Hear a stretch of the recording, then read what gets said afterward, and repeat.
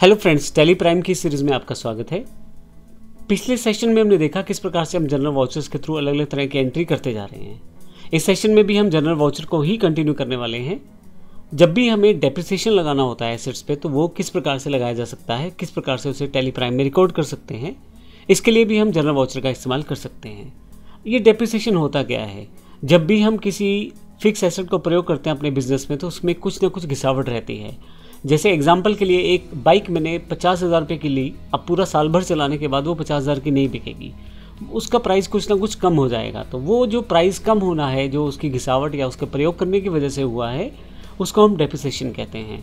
और डेप्रिसिएशन जो है वो साल के एंड में कैलकुलेट किया जाता है उस हमारी फिक्स एसेट्स के ऊपर, जो हम फिक्स एसेट का इस्तेमाल अपने बिजनेस प्रयोग में करते हैं। और ध्यान रखिएगा, एक स्पेशल या एडवांस एंट्री में आप कोई ऐसी बाइक का इस्तेमाल करते हैं जो घर के काम के लिए भी होती है और बिजनेस के प्रयोग के लिए भी होती है, तो ऐसे केस में डेप्रिसिएशन का जो रेशो डिसाइड किया जाता है घर के और बिजनेस प्रयोग के हिसाब से।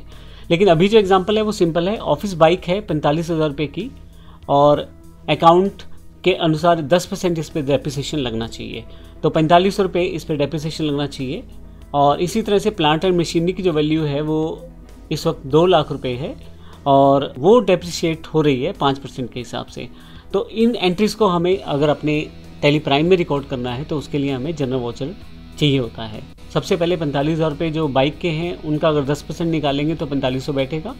तो अगर मैं देखूँ तो 45,000 रुपये में से अगर 10% लेस किया जाए तो 40,500 रह जाएगा इसका वैल्यूएशन। तो बाइक को इस्तेमाल किया मैंने पूरे साल भर, उसकी जो स्टार्टिंग वैल्यू यानी कि ओपनिंग जो उसकी वैल्यू थी वो 45,000 रुपये थी, लेकिन पूरा साल भर प्रयोग करने के बाद 10% उसकी वैल्यू कम होगी। तो 45,000 का 10% 4500 रुपये, तो 40,500 जो बाइक की वर्थ रह जाएगी साल के अंत तक। इसी तरह से प्लांट एंड मशीनरी की जो वैल्यू 2 लाख रुपये है, वो मैंने पूरा साल भर इस्तेमाल की है प्लांट एंड मशीनरी, उसकी डेप्रिसिएशन कॉस्ट जो है वो 5% है। तो पूरे साल भर का जो प्रयोग करने के पश्चात 5% जो कॉस्ट रहेगी वो उसकी लेस हो जाएगी।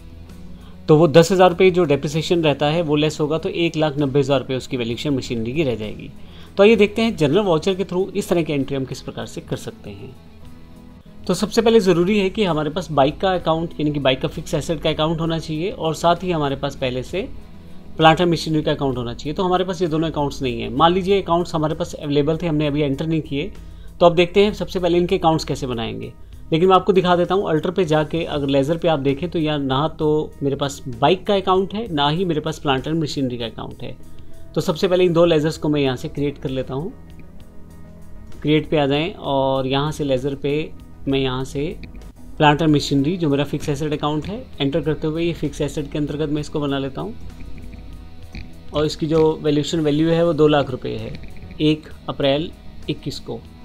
तो 2 लाख रुपये यहाँ मैं एंटर कर देता हूँ। इसी तरह से मेरी जो बाइक है उसकी जो वैल्यू है वो मेरे पास, वो भी फिक्स एसेट है, उसकी जो वैल्यूएशन मेरे पास अवेलेबल है वो मेरे अकाउंट्स के अकॉर्डिंग 45,000 रुपये की है 1 अप्रैल 21 को। तो अब मेरे पास ये दोनों लेज़र अवेलेबल हो गए हैं। मैं यहाँ अगर लेज़र्स पे जाके अल्टर पे जाके अगर आपको चेक करवा दूँ, तो अब मेरे पास यहाँ पे प्लांट एंड मशीनरी का लेज़र है, और इसी तरह से मेरे पास यहाँ पे बाइक का लेज़र है। तो आइए देखते हैं अब डेप्रिसिएशन की एंट्री किस प्रकार से होगी। मैं सबसे पहले वाउचर्स पे चला जाता हूँ यहाँ से, और जनरल वाउचर लास्ट टाइम मैंने इस्तेमाल किया था तो पहले से यहाँ पे अवेलेबल है। तो डेप्रिसिएशन की जो एंट्री रहती है, क्योंकि डेप्रिसिएशन हमारा एक खर्चा है, तो अभी हमारे पास डेप्रिसिएशन अकाउंट या लेज़र नहीं है, तो वो भी हम अभी बनाएंगे। आप चाहे जहाँ से मर्जी लेज़र बना लीजिए, चाहे वहाँ क्रिएट सेगमेंट से यानी कि गेटवे ऑफ टेली से लेज़र बना लें, या चाहे वाउचर करते समय ऑल्ट सी का प्रयोग करके लेज़र बना लें। तो क्योंकि डेप्रिसिएशन मेरा खर्चा है, तो इसका अकाउंट भी होना मेरे पास ज़रूरी है। वो नहीं है तो वो भी मैं क्रिएट कर लेता हूँ ऑल्ट सी के साथ।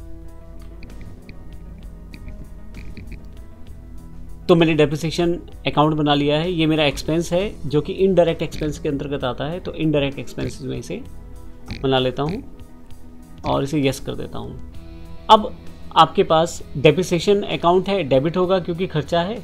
तो अब अगर मैं इसकी एंट्री करना चाहूँ तो दोनों की एंट्री इकट्ठी भी कर सकता हूँ, अलग अलग भी कर सकता हूँ। अभी मैं सिंपल वे में अलग अलग करके दिखाना चाहता हूँ। तो डेप्रिसिएशन जो 10% था मेरा, वो बाइक के ऊपर था। बाइक 45,000 रुपये की थी, और उसका जो डेप्रिसिएशन कॉस्ट था वो 4500 रुपये था, तो मैं यहाँ 4500 की एंट्री कर देता हूँ। ये डेप्रिसिएशन लगा किस पे है, बाइक पे, तो क्रेडिट पे मैं बाइक को क्रेडिट कर देता हूँ और 4500 अमाउंट को क्रेडिट वाली साइड पे एंटर कर देता हूँ। आप अगर यहाँ ध्यान से देखें तो अब बाइक का जो बैलेंस दिखा रहा है वो 40,500 है। मेनली जब भी ये बैलेंस कैलकुलेट होते हैं ये साल के अंत में होते हैं, तो यहाँ पे आपको डेट चेंज करनी ज़रूरी रहती है। तो यहाँ पे मैं जो डेट है वो 31/3/2022 कर देता हूँ। ये सिर्फ एग्जाम्पल की एंट्रीज हैं, इसलिए मैं यहाँ एंटर कर रहा हूँ, क्योंकि फाइनेंशियल ईयर एंड होगा तो फिर आपका डेप्रिसिएशन जो है वहाँ कैलकुलेट होगा। तो यहाँ पे मैंने फाइनेंशियल ईयर एंड के हिसाब से एंट्री दिखाई है। 4500 रुपये जो बाइक का प्राइस जो है अब कम हो गया है पूरे साल भर प्रयोग करने के बाद। अब यहाँ अगर मैं इसे एंटर कर देता हूँ तो ये मेरी एंट्री कंप्लीट हो जाएगी। मैं एंटर करते हुए नीचे आता हूँ और यहाँ पे मैं जो बेसिक मेरे पास नरेशन है वो एंटर कर देता हूँ, एक्सेप्ट कर लेता हूँ, तो ये मेरी एंट्री कंप्लीट हो जाती है। अगली जो एंट्री है वो मेरी प्लांट एंड मशीनरी के ऊपर डेप्रिसिएशन की है, तो फिर से मैं यहाँ से डेबिट करता हूँ डेप्रिसिएशन का अकाउंट। और अब मुझे पता है मेरी जो बिल्डिंग कॉस्ट है वो 2 लाख रुपए की थी, यानी कि जो मेरी बिल्डिंग की फिक्स एसेट की जो वैल्यू है वो 2 लाख रुपए है, उस पर 5% जो है उसका डेप्रिसिएशन कटा है इस साल। तो जो डेप्रिसिएशन है वो 2 लाख का 5% यानी कि 10,000 रुपये मैं डेबिट कर देता हूँ। लेकिन क्रेडिट इस वक्त मेरे पास प्लांट एंड मशीनरी को होना है, तो मैं यहाँ एंटर कर देता हूँ। आप देखेंगे जो वैल्यूएशन है उसके बाद उसका जो एक्चुअल प्राइस रह जाएगा वो 1,90,000 रुपये रह जाएगा। फाइनली यहाँ मैं नरेशन एंटर करते हुए येस कर देता हूँ, तो आप देखेंगे दोनों एंट्रीज हो गई है। अब मैं यहाँ से एस्केप करके बाहर आ जाता हूँ। बैलेंस शीट पे आते हैं हम लोग यहाँ से। अगर आप बैलेंस शीट इफेक्ट देखें तो यहाँ पे अगर आप फिक्स एसेट्स पे आ जाएं तो आपके पास बाइक जो है उसमें आपके पास यहाँ 4500 जो है वो क्रेडिट दिखाया गया है, जबकि डेबिटेड बैलेंस उसका 40,500 है। अगर मैं इसे एंटर कर दूँ तो डेप्रिसिएशन कॉस्ट जो है 45 रुपये यहाँ लगी हुई है और ये वाउचर पे ले जाएगा। यहाँ से एस्केप करके बाहर आ जाता हूँ। इसी तरह से अगर मैं आपको प्लांट एंड मशीनरी दिखाऊँ यहाँ पे 10,000 पे, उसका भी डेप्रिसिएशन कॉस्ट लगा हुआ है। फिर से वापस, अब डेप्रिसिएशन जो है हमारे लिए एक खर्च है, इनडायरेक्ट एक्सपेंसेस है, तो प्रॉफिट एंड लॉस में जाके आप इनडायरेक्ट एक्सपेंसेस में इसकी एंट्री को चेक कर सकते हैं। डेप्रिसिएशन पे आए तो आप देखिए टोटल डेप्रिसिएशन जो है वो 14,500 रुपये का लगा हुआ है, जिसमें 4500 रुपये बाइक पे और उसके अलावा प्लांट एंड मशीनरी पे 10,000 रुपये। तो इस तरह से आप इस एंट्रीज को चेक कर सकते हैं। तो इस तरह से इस सेशन में हमने देखा कैसे हम डेप्रिसिएशन एंट्रीज को जनरल वाउचर के थ्रू प्लेस कर सकते हैं टैली प्राइम में। धन्यवाद।